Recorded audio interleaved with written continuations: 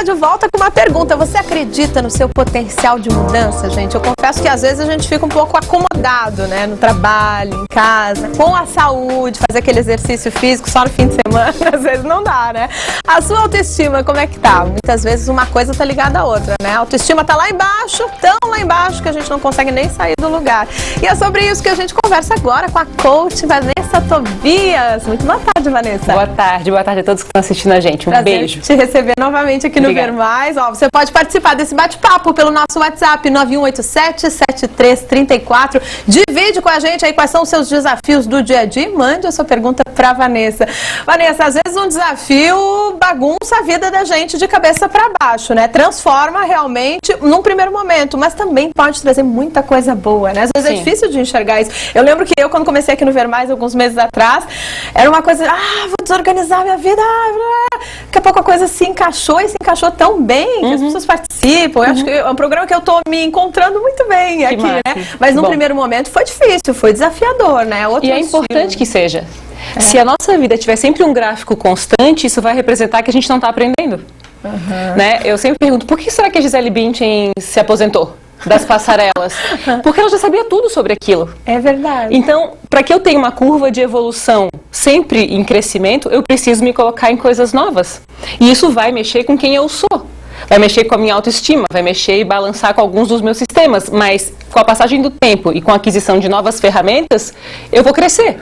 E vou ter gratidão por aquilo que eu conquistei quando eu olhar para trás, né? É verdade. Vanessa, a gente estava falando sobre qual é a maior dificuldade, assim, das pessoas na hora de mudar. Porque a gente sabe que tem uma resistência muito forte, né? Por mais que às vezes você saiba que tem tudo para ser para melhor, mas às vezes a coisa não engrena. O que acontece? Quando a gente é bem pequenininho, a gente aprende a lidar com os nossos medos. Então a gente cria dentro de nós sistemas de defesa, de fato, para proteger tudo aquilo que a gente acredita, porque independente se essa mudança vai ser para melhor, eventualmente a forma como a gente já está pode ser suficiente.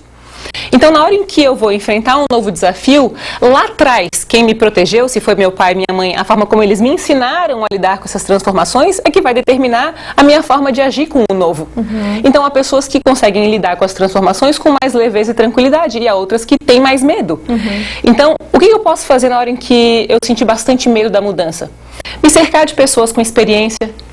Né? Outro dia eu estava lendo um livro que eu super recomendo, que é o do Barack Obama, A Origem dos Meus Sonhos. E foi fantástico reconhecer na leitura daquele livro a história de um homem com experiência, um homem vencedor, que se viu durante 2 anos e meio da vida dele sem saber o que ele queria. E eu pensei, meu Deus, quantas pessoas gostariam de saber que o Obama se sentiu perdido em algum momento da vida dele?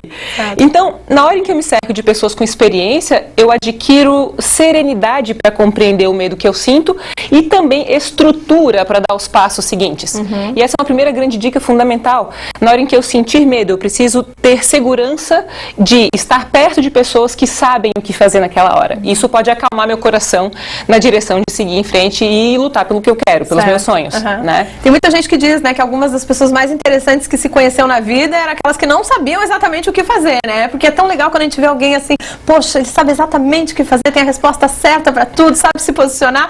E às vezes não é bem assim na prática. Poxa, se o Obama passou 2 anos e meio, não foram, né? Exato, não foi um mês, uma semana. Exatamente, 2 anos e meio sem saber o que fazer. E assim, nós vivemos em fases. Então, há fases da vida em que ter essa segurança é importante. Ter uma decisão é fundamental. Agora, estar perdido, que faz parte do crescimento, faz parte da experimentação, faz parte do processo. Mas a gente vive numa cultura que pede que a gente saiba o que a gente quer com 16, 17 anos. E o nosso corpo nem está pronto ainda. Né? Em franco desenvolvimento de todos os nossos mobilizadores mais importantes, eu estou sendo cobrada sobre o que eu quero fazer.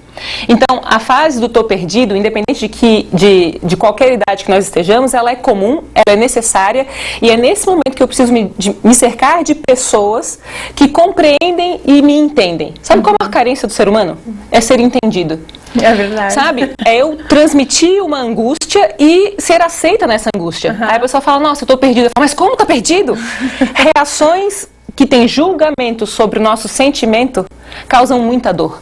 Então a gente precisa encontrar um bate-papo aqui pelo nosso WhatsApp, por exemplo, com alguém que compreenda o que a gente está sentindo. Por isso que eu sempre bato na tecla da pessoa experiente. Porque quem tem experiência não te julga, te aceita, te entende, né?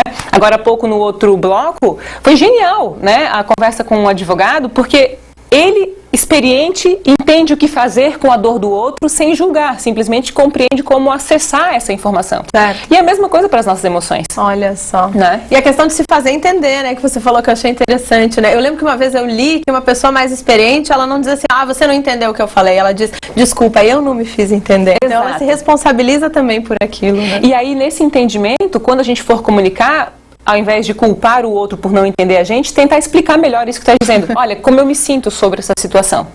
Muito bem. Bom, Vanessa, tem aqui a participação da nossa telespectadora que ela não se identifica, mas ela diz que terminou o ensino médio, eu quero lutar pelo que eu quero, é fazer uma faculdade. Mas quando a pessoa não tem em mente o que fazer, qual é a dica? É a Jéssica. Obrigada pela participação, Oi, Jéssica. A Jéssica tá perdida que nem Obama. Pode ser presidente, quem sabe, né, Jéssica, dos Estados Unidos. Ia ser fantástico saber a idade dela, mas se existe uma fase da vida em que a gente precisa experimentar. Né? Então, faz uma lista de 5 coisas que te fazem feliz na vida hoje. Não precisa ser uma carreira especificamente, porque às vezes a gente busca a felicidade em algo já pré-estabelecido. Então, o que te faz bem e ver se isso encaixa em algo que você já conhece. 20 anos tem a 20 anos.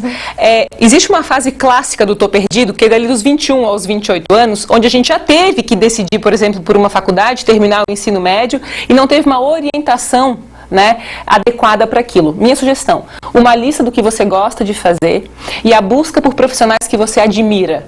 Pergunte para as pessoas que você admira o que elas fazem que traz felicidade, que traz realização profissional, já que ela tem essa decisão.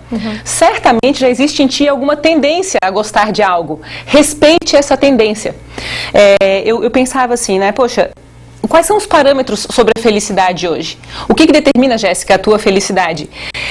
Dentro dessa determinação do que é felicidade para ti, haja no sentido de encontrar pessoas que são exemplares e modelos nessa área que você entende que pode atuar. Tá? Eu trouxe aqui uma leitura, eu posso fazer? Vamos lá! Quando eu estava em dúvida, eu estava perdida, eu liguei para minha mãe e falei, mãe, eu preciso de ajuda, mas eu preciso de ajuda que vem do meu berço. E eventualmente a gente quer conselho de um monte de gente que está fora, a gente não faz as nossas orações, não encontra o nosso silêncio. E minha mãe me disse partes desse poema, que é do Manuel Bastos Tigre, que está no livro que chama Antologia da Boa Vontade. Diz assim, é muito lindo. Pobre de ti se pensas ser vencido, tua derrota é caso decidido.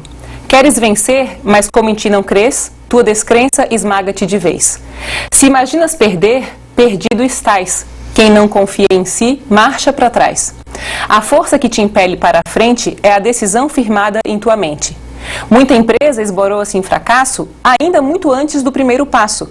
Muitos covardes têm capitulado antes de haver a luta começado. Olha o que minha mãe me disse. Pensa em grande e os teus feitos crescerão. Pensa em pequeno e irás depressa ao chão. O querer é o poder arquipotente, é a decisão firmada em tua mente. Fraco é aquele que fraco se imagina. Olha ao alto, o que ao alto se destina.